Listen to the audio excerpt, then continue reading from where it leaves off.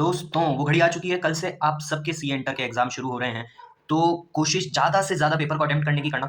आज मैं short video के अंदर ज़्यादा से ज़्यादा पार्ट को कवर करने की कोशिश करता हूँ। रेलिवेंसी चेक करना, अगर इस वीडियो की रेलिवेंसी हो तो इसको पूरा देख के लाइक करना और कमेंट करना। रेलिवेंसी में बता देता हूँ, इस वीडियो के अंदर मैं प्रॉफिट प्रायर टू इनकॉर्पोरेशन का टोटल रिवीजन 2 मिनट के अंदर अंदर कहाँ पे आईसीआई आपके साथ खेल सकता है। मैं उम्मीद करता हूँ कि आप लोग अब तक पढ़ चुके हो। वीडियो भी ब्लैक है, मैं भी अपना जो भी है हैंड रिटन नोट्स आपको दिखाऊंगा। दूसरा चैप्टर मैं इसमें डिस्कस करूंगा इंश्योरेंस, जिसमें लॉस ऑफ स्टॉक और लॉस ऑफ प्रॉफिट दोनों पार्ट होगा। और तीसरा होगा डिपार्टमेंटल अकाउंट्स, पूरा एक्सपीरियंस के साथ कि आईसीआई कहाँ खेलता है। मैं उम्मीद ही करता हूँ कि पीपीआई आप पढ़ चुके हो। तो चलिए शुरू करते हैं।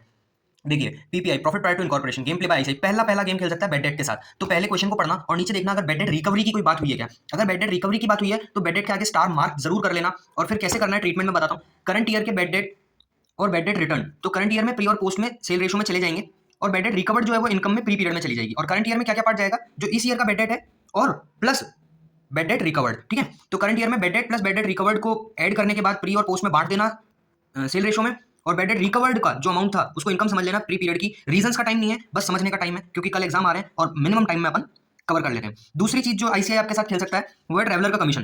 ठीक है, अगर ट्रैवलर कमीशन कहीं पे भी आपको दिखता है तो उसका आगे स्टार मार्क कर लेना। अगर नीचे पॉइंट दिया हुआ है, नीचे पॉइंट क्या दे सकता है, कॉमनली तो ये सेल रेशो में चला जाता है, बट जब आईसीआई को गेम खेलना होता है तो टीसी का कुछ पार्ट ही सेल के लिए होगा। ठीक है, ट्रैवलर कमीशन का कुछ पार्ट ही सेल्स के लिए रिलेटेड था, अदर पार्ट जो था वो ऑफिस के एक्सपेंसेस के लिए था। ठीक है, तो अपन को ऐसे सिनेरियो में क्या करना है, जो पार्ट सेल के लिए था उसको सेल रेशो में और रिमेनिंग पार्ट को टाइम रेशो में, बिल्कुल भूल जाओ। इसके बाद फिर बात करेंगे थर्ड जगह कहाँ खेल सकता है, टैक्स ऑडिट। अगर टैक्स ऑडिट नॉर्मली लिखा है तो सेल रेशो में बांट देना, क्योंकि वो कंपनी ऑडिट की बात नहीं कर रहा है, वो नॉर्मल जो अपना टैक्स लगता है उसकी बात कर रहा है। ठीक है, तो वो प्री में भी लगता है और पोस्ट में भी लगता है, तो सेल्स रेशो में बांट देना। और जब कंपनी ऑडिट की बात हो तो क्लियरली पोस्ट में बांट देना, ये आपने पढ़ा होगा। फिर क्वेश्चन नंबर 3 जो है प्रैक्टिकल का, जो आपके आईसीआई मॉड्यूल में जो है, इसमें जो है जीपी रेशो निकालना है। ठीक है, बस यहीं पे खेला है इसने, ये एक बार इलस्ट्रेशन जरूर कर लेना, पेपर देने से पहले पढ़ लेना। ठीक है, तो फटाफट से कूद के आ जाते हैं इंश्योरेंस चैप्टर के ऊपर। बात करते हैं लॉस ऑफ स्टॉक की। तो भाई लॉस ऑफ स्टॉक में गुड्स सेंट ऑन अप्रूवल पे खेलेगा अगर खेलना होगा। तो जो एक्सेप्टेड है उसका कोई इफेक्ट नहीं है, और जो नॉट एक्सेप्टेड है, ठीक है भाई, ऐसे केस में बाय साइड में जो अमाउंट होता है ना उसमें से माइनस कर देना प्रॉफिट परसेंट। जैसे मान लो 33,000 दे रखा है आपको और बोल रखा है 20%, तो 33,600 इसमें से माइनस कर देना। ये जो अमाउंट आएगा ये हो जाएगा बाय साइड में गुड सेंट ऑन अप्रूवल का अमाउंट। ठीक है, और सबसे इंपॉर्टेंट ये 33,000, ये देखो मान लो जीपी 20% है, 33%, ठीक है, तो 80% 26,400 हो गया।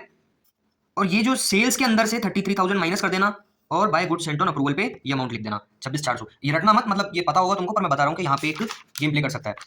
दूसरा लॉस ऑफ स्टॉक में एबनॉर्मल लॉस का कर सकता है। ठीक है, पूरा ट्रीटमेंट देख लेना कैसे करना है। प्रीवियस ईयर के क्लोजिंग स्टॉक में अमाउंट को ऐड कर देना जो भी रिटर्न ऑफ हुआ है।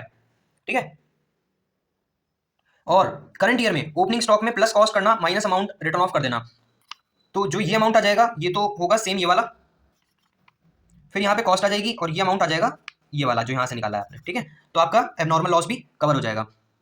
फिर जो मोस्ट इंपॉर्टेंट चीज है, हमेशा क्वेश्चन में एक चीज को कॉस्ट पे दे देगा और एक चीज को सेल वैल्यू पे दे देगा। किसमें, गुड्स ड्रॉन बाय पार्टनर और sale value of goods for advertisement. ढंग से पढ़ना, अगर सेल वैल्यू दी है तो उसको कॉस्ट पर लाकर परचेजेस में से माइनस करना, और अगर कॉस्ट पे दे रखा है तो डायरेक्ट परचेजेस में से माइनस कर देना, तभी उसको आप लॉस ऑफ स्टॉक का जो क्लोजिंग स्टॉक निकालोगे वो सही आएगा। ठीक है, तो इससे अपना लॉस ऑफ स्टॉक भी खत्म हो गया। एट लास्ट बस इतना सा बोलूंगा, पेपर को 100% अटेम्प्ट करना है। क्वेश्चन नहीं आता है तो भी कुछ ना कुछ लिख के आना है, कुछ ना कुछ मार्क्स तो मिल ही जाएंगे। All the very best.